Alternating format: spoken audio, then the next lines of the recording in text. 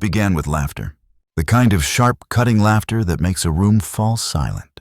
Inside the gleaming Los Angeles training facility, a place where glass walls reflected the California sun, and trophies lined the shelves, every pair of eyes turned toward the door. Standing there, clutching a frayed gym bag against her chest, was a girl who looked like she had stepped in from an entirely different world. Her name was Amara Lewis, 19 years old, Jamaican-born, and wearing sneakers so thin the soles were beginning to peel away. She hesitated at the entrance, double-checking the address on a cracked phone screen, before whispering almost apologetically, "I thought this was the youth scholarship program." Across the room, a tall figure shifted her weight and smirked. Clarissa Hale, two-time world champion and the darling of corporate sponsors, let out a theatrical laugh. "Scholarship program. Sweetheart, this isn't a charity. This is where real athletes train." The room erupted in snickers, the heavy thud of fists on punching bags fading as curiosity replaced rhythm. Clarissa thrived in this atmosphere. Mockery was her currency. She had built an empire not only with her fists, but with her tongue, carving out viral moments online where arrogance was part of her brand. Her latest post had already passed 500,000 likes. When you're born superior, you don't have to pretend to be equal. And now standing in front of her was the perfect prop for another show. Amara's dark eyes swept the room, catching the stares that sliced at her dignity. She wanted to shrink to melt into the floor, but she couldn't. Too much rested on this moment. She had crossed an ocean with her family's last savings. She had scrubbed office floors 16 hours a day in order to afford a single rented mattress in a Bronx basement. And she had promised her late mother that she would never let anyone tell her what she was worth. Clarissa sauntered closer, her ponytail swinging like a whip. "So you want to play fighter? Here's an idea. Why don't we give you a little audition?" The air thickened. Everyone knew what she meant. A spar. Clarissa leaned in, her voice dripping with condescension. 3 rounds with me. You last, you stay. You don't. You walk out that door and never come back. It was a trap and everyone could see it. Clarissa was undefeated, a professional machine whose fists ended careers in seconds. Amara was no one. Still, the girl straightened her back. A flicker of something too fierce to be fear, too steady to be pride, lit behind her eyes. "I accept," she said softly. Clarissa blinked. She had expected tears or excuses or silence. Not this. Not that calm defiance. "Are you sure?" she taunted. "Because when I'm finished with you, you'll wonder if dreaming this big was worth it." For the first time, Amara smiled. What Clarissa didn't know was that back in the cramped alleys of Kingston, Jamaica, the girl before her had once earned a name, whispered with both awe and fear. Lightning. And lightning never struck without a storm. Around the gym, phones were already out. Stories were being recorded. Hashtags drafted, the promise of viral content swelling before the first punch was even thrown. Clarissa basked in the spotlight, rehearsing her captions in her head. She imagined the humiliation, the way followers would cheer her on the headlines tomorrow. "Champion crushes wannabe immigrant in seconds." But Coach Daniel Price, the grizzled owner of the facility, felt something else stir in his chest. He had seen hundreds of fighters step into rings, some broken by nerves, some inflated by ego. But rarely, so rarely, had he seen the kind of unshakable calm radiating from a 19-year-old girl with nothing but hunger in her veins. He whispered to himself, a chill running down his spine. This isn't going to go how Clarissa thinks. And he was right. Because in the next hour, in a ring meant for champions, the world was about to witness a knockout. But it wouldn't be the one anyone expected. The locker room smelled faintly of disinfectant and leather. Amara sat on the wooden bench, her small hands resting on a pair of borrowed gloves that looked far too big for her. She wasn't trembling, though every beat of her heart thudded like a drum. Behind her, the door creaked open. Coach Daniel Price stepped in, carrying a folder under one arm. His shoulders sagged under decades of boxing history, 30 years of coaching champions, 30 years of seeing ambition crushed in the ring. "Kid," he said gently, "you don't have to do this. Clarissa's not sparring you to test your skills. She's setting you up for humiliation." Amara lifted her head. Her eyes were steady, clear, almost unsettling in their calm. Coach, humiliation isn't new to me. I've lived it. Scrubbed it off my hands after cleaning offices. Swallowed it every time people laughed at my accent. If I walk away now, she wins before we even step into the ring. Daniel paused, studying her. He had heard fighters talk about pride, about glory, about proving themselves. But this was different. This was survival speaking through a 19-year-old girl's lips. What makes you think you can last even a round against her? He pressed. Amara's answer was one word, but it echoed like thunder in the small room. Hunger, the word settled into Daniel's bones. He'd seen it before in war veterans who fought like every punch was a prayer, in single mothers who clawed through 12-hour shifts and still showed up at dawn to train. Hunger wasn't about food. Hunger was about life itself. He sank onto the bench beside her. Why did you really take it? You could have ignored her, could have walked away. Amara's gaze drifted somewhere far to memories she rarely let surface. The cracked pavement of Kingston, the shouting of men placing bets, the sting of blood in her mouth, and above it all, her mother's trembling voice. Please, Amara, promise me this isn't the life you'll choose. But promises are hard to keep when the world keeps pushing you into corners. Finally, she whispered, because I've lived this fight before. People like Clarissa think they can break us with words with privilege, with the certainty we don't belong. But they don't understand what it means to fight not for titles, but to exist. Daniel felt a chill. This wasn't bravado. This was prophecy. Outside, Clarissa was already setting the stage. Her phone camera hovered close as she sneered into the lens. Guys, you won't believe what's happening. Some random girl thinks she can go 3 rounds with me. Watch me teach her what humility looks like. Within minutes, her stories went viral. Comments poured in. Destroy her, Clarissa. Put her back where she belongs. Show them why you're the queen. The gym buzzed with anticipation. Fighters abandoned their drills, trainers gathered near the ropes, journalists scribbled notes smelling a headline. Amara emerged from the locker room in simple shorts and a tank top. The silence that followed wasn't about her clothes, but about the way she moved, measured, deliberate, like a predator, biding its time. One of the older fighters, Marcus Dean, leaned to his partner and muttered, I've seen that calm before. Sometimes the quiet ones, they're the most dangerous. Clarissa didn't hear him. She was too busy feeding the fire of her own arrogance. Look at those sneakers, she laughed, pointing at Amara's worn shoes now abandoned near the bench. I bet she learned boxing off YouTube tutorials. Laughter rippled again, cruel and dismissive. But a few faces stayed still, watching Amara with the kind of respect reserved for storms before they break. Then a voice from the doorway cut through the noise. Lightning. The gym froze. Heads turned toward the man who had just walked in broad-shouldered hands, scarred eyes, carrying the weight of 1,000 battles. Jerome Lewis, Amara's uncle. He had flown from Miami the moment he heard whispers of the fight. Amara stiffened. Uncle Jerome, what are you doing here? I came to see if my niece has lost her mind, he said in his thick Jamaican accent. I thought you left this life behind. Clarissa rolled her eyes. Oh, how sweet. She brought family to watch her little beatdown. Her camera captured every word. This is going to be priceless. Jerome ignored her. He turned to Coach Daniel. You don't know what you've got here, do you? Daniel frowned. She's tough, I'll give her that. But this is Clarissa Hale. Jerome shook his head slowly. That girl in your ring. By 12, she was feared in Kingston.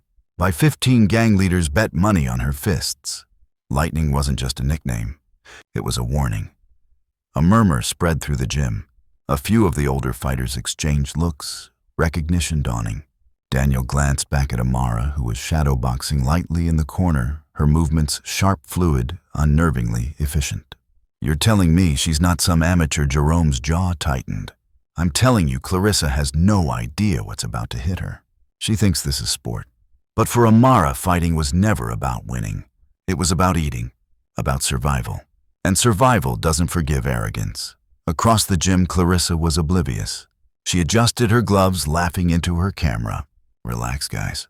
This won't even make it past the first round. Her followers cheered. Sponsors tuned in. The arrogance of privilege swelled like a balloon about to pop. And in the corner, Amara finished her warm-up.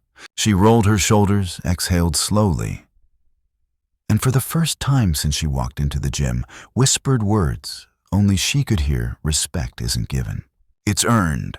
The bell hadn't even rung yet, but already the fight had begun. The bell rang. The sound was sharp metallic, slicing through the air like a blade. Every voice in the gym fell into silence. Every phone lifted higher lenses trained on the ring. Clarissa Hale strode forward with the confidence of a queen entering her throne room. Her muscles glistened under the overhead lights, her smirk wide and easy. To her, this was entertainment. To her 2 million followers watching the clips she'd just uploaded, this was destined to be another humiliating highlight for her brand. Amara Lewis stepped into the ring differently. Her movements were quiet, efficient, without any of the theatrics Clarissa exuded. She rolled her shoulders once, bent her knees slightly, and fixed her gaze on her opponent. The crowd saw a girl too small, too thin, too ordinary to stand against the champion. But Coach Daniel saw something else. Her breathing, slow, steady. Her stance, balanced. No wasted movement. Clarissa raised her gloves high and jabbed the air, mocking. Ready to quit yet, sweetheart? You can save yourself a broken nose. Amara didn't flinch. The referee signaled. Fight! Clarissa lunged instantly, unleashing a barrage of rapid-fire jabs. The crowd cheered as her fists sliced the air in front of Amara, each punch designed to overwhelm. But every blow whistled past nothing but space, because Amara wasn't there. She slipped left, ducked right, weaving as though she had rehearsed this very sequence 100 times in her mind. Her feet glided across the canvas like smoke, her head movement fluid, her body bending just enough to let the storm of fists rush by. What the hell, Clarissa muttered. From the crowd, someone whispered, She's dodging everything. Daniel's eyes narrowed. He had seen world champions struggle to avoid Clarissa's combinations. Yet this girl, this supposed amateur, was reading every strike like a book she had already memorized. Stand still, Clarissa barked, frustration cracking through her arrogance. She swung harder, her punches fueled now by anger rather than precision. And that was the moment Amara struck, a flash of motion. A counter so swift that most in the crowd didn't even see it until they heard the sound sharp, clean, like wood snapping in half. Amara's left fist connected with Clarissa's cheekbone. The champion staggered back 2 steps, her eyes wide, her glove flying up to her face. The gym erupted in gasps. Phones shook in stunned hands. Clarissa Hale, undefeated champion, had just been tagged. Impossible, she hissed under her breath, shaking off the shock. But Amara wasn't finished. She circled silent and focused, her eyes locked on Clarissa like a hunter closing in. She wasn't throwing wild punches. She wasn't showboating. Every move was deliberate, controlled the way lightning strikes only once, but with devastating precision. Clarissa roared and charged again. Her right cross flew toward Amara's jaw. For a heartbeat, the crowd thought it was over. But Amara dipped under it, pivoted, and landed a clean jab to the ribs. Then another. Then a sharp hook to the temple that made Clarissa's knees wobble. The champion's arrogance faltered, replaced by something she had never felt before in a ring: fear. Who is she? Someone in the audience shouted. Jerome's deep voice answered from the sidelines, proud and steady. Lightning. The name rippled through the gym like a secret unleashed. A few of the older fighters froze, recognition dawning. They had heard the stories of the Jamaican girl who fought in alleys and underground matches, the one who dismantled boys twice her size with speed too fast for the eye to follow. And now she was here in Los Angeles, making the world champion stumble. Clarissa gritted her teeth, rage replacing fear. She lunged again, trying to trap Amara in the corner, fists flying like hammers. But every swing met empty air, every attempt ended with another counter. A jab, a hook, a sharp body shot that drove the breath from her lungs. By the end of the first round, Clarissa's smirk had disappeared. Sweat poured down her face. Her chest rose and fell in ragged bursts. Amara. She stood calmly in her corner, not even breathing hard. The bell rang again. The crowd buzzed in disbelief. Clarissa's manager, red-faced, shouted from ringside. What's happening out there? Focus. She's just a girl. Clarissa's jaw clenched. Just a girl. That was the story she had wanted to tell, the headline she had wanted to write. But with every second, the narrative was unraveling. Round 2 began. Clarissa came out swinging, desperation clear. But desperation makes fighters sloppy, and Amara saw every flaw, every gap. She stepped inside Clarissa's reach, slipped a punch, and landed a blistering three-punch combination to the body and chin. The crowd gasped again as Clarissa stumbled into the ropes. For the first time in her glittering career, the champion looked small, vulnerable, beatable. Phones captured every second. Social media comments shifted. Wait, she's actually winning. Who is this girl Clarissa's getting schooled? Clarissa spat blood into her glove, snarling. She swung wildly, a hook meant to end it. But Amara was faster. She ducked under and unleashed a counter uppercut that snapped Clarissa's head back. The crowd roared. Coach Daniel, his hands gripping the ropes, whispered to himself, "She's not fighting to prove herself. She's fighting like she's got nothing left to lose." And he was right. Because in that ring, every insult, every night, Amara had worked scrubbing offices until her fingers bled. Every memory of her mother, telling her to hold her head high, was in every punch she threw. Clarissa had wanted a show.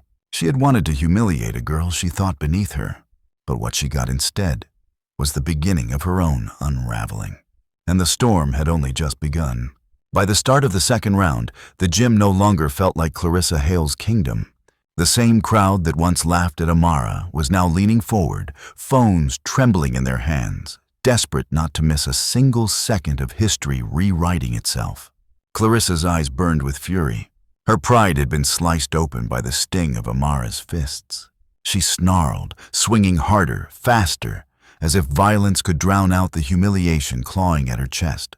But rage is the enemy of precision, and every wild punch only exposed her more. Amara's movements were poetry fluid, economical, exact. She wasn't chasing. She wasn't wasting energy. She was letting Clarissa tire herself out, waiting for the storm to collapse under its own weight.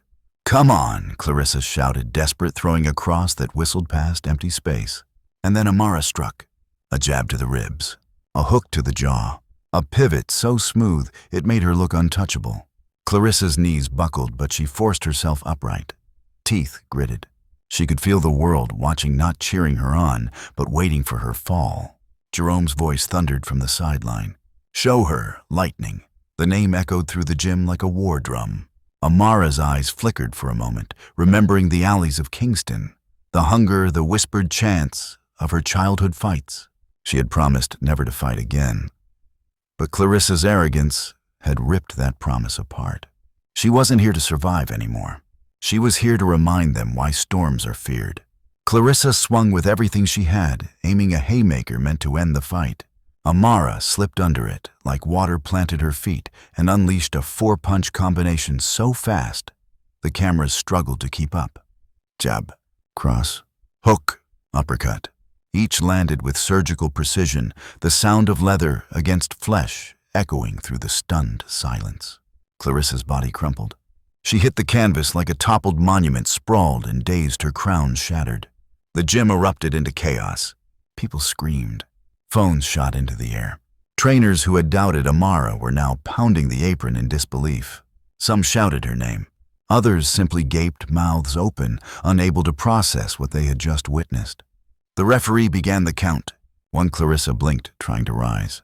Her legs wobbled like jelly. 4, she staggered to her knees, grabbing the rope, sweat and blood dripping onto the canvas. 7, her eyes fluttered. She pushed, desperate, but her body betrayed her. 10, knockout. The declaration tore through the gym like thunder. Clarissa Hale, the undefeated world champion social media darling, had just been destroyed by the girl she mocked as a charity case.